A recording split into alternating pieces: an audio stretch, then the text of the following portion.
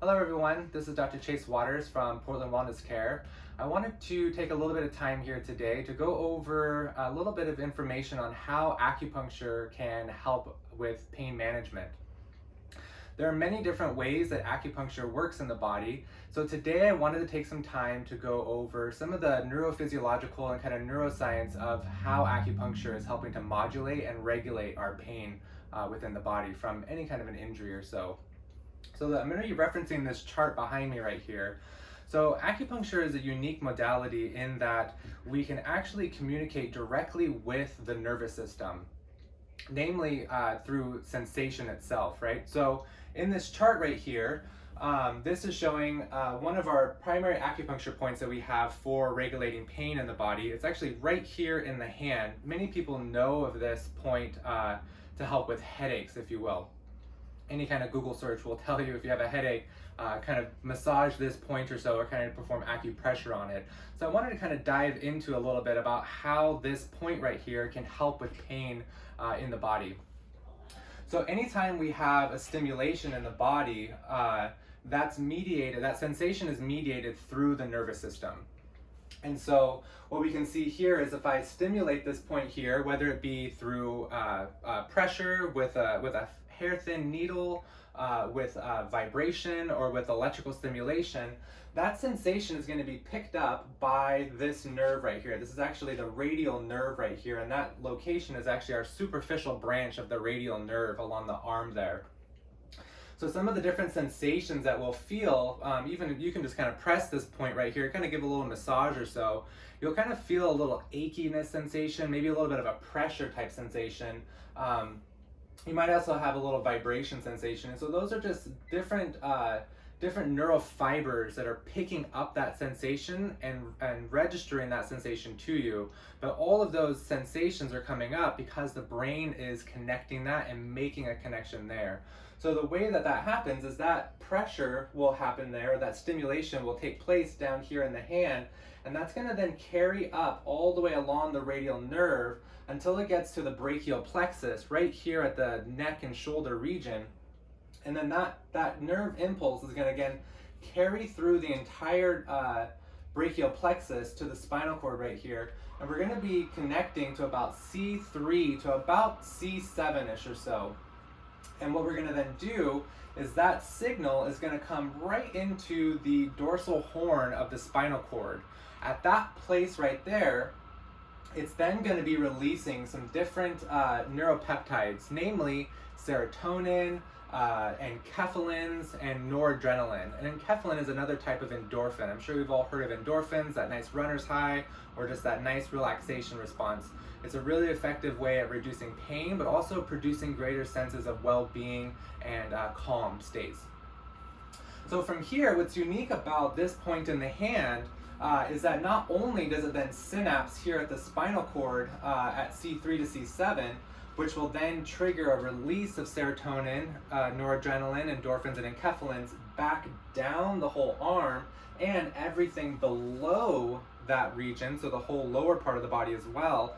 But this actual nerve right here has a special connection where it continues traveling up the spinal cord into the main central pain station in the brain itself, right? So it's going to be carrying that signal kind of like a fiber optic cable within our internet, right? That keeps on going, and it's actually going to be stimulating a large release of beta endorphins to be produced within the hypothalamus. Once the hypothalamus produces those beta endorphins, that's going to fall down, if you will, trickle down onto the main pain station in the body. It's called the periaqueductal gray region, which is shortened for the PAG. We'll just call it the PAG. So the PAG, like I said, is the main pain center in the entire body. So this is where all of our opioids are targeting in order to help produce that pain relieving effect. So by stimulating this point down here with acupuncture, we're going to be communicating all the way up the radial nerve, synapsing through the entire brachial plexus from C3 to about C7, C6 or so, and then traveling up to produce that increased beta endorphin release from the hypothalamus into the PAG, which is going to down-regulate our pain, which basically means reducing our overall pain as well. And then that will then not only help locally down the arm, but it's then going to help overall the whole entire body. So it's a systemic wide effect, right? So that's why we can say that treating this point in the hand can help with a headache, right? Because if we look at it as far as like C3 to C6, 7, that doesn't really go to the head. So how is this helping with the head if we're looking at a neurological way? Well, that's because, again, it's going to be traveling up the spinal cord into the hypothalamus and then stimulating the PAG region, which will help with pain overall throughout the whole body itself. So when we do this, we can then further enhance our pain relieving effects, right? So when I am treating somebody, say, with a sciatica type injury, right? That's a very common low back injury with that nervy, burning, electrical, sharp shooting pain down the leg. We can then we can enhance our pain relieving effects by introducing a mild, comfortable electrical stimulation to these points as well, which will further enhance and support that neurological component of pain relief.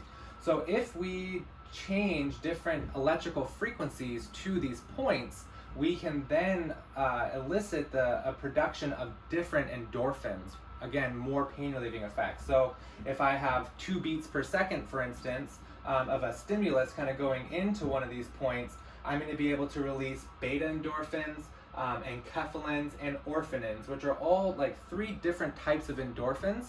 And so I'll often then do a mixed combination of electrical stimulation where I'll do 2 beats per second and then 100 beats per second. So it kind of goes back and forth between those different frequencies. And if I do that, then I'll also be able to produce another pain reliever endorphin called dynorphins.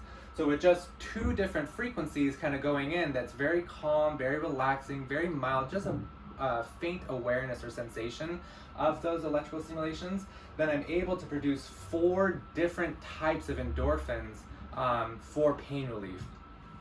Then just a little overview as well, we can also then elicit the production of other different types of neuropeptides with varying frequencies as well. So say somebody has some depression or a little bit of insomnia or anxiety along with their pain, those typically go hand in hand, right? If we're in pain, we're not feeling too good, and that will affect our mood overall as well.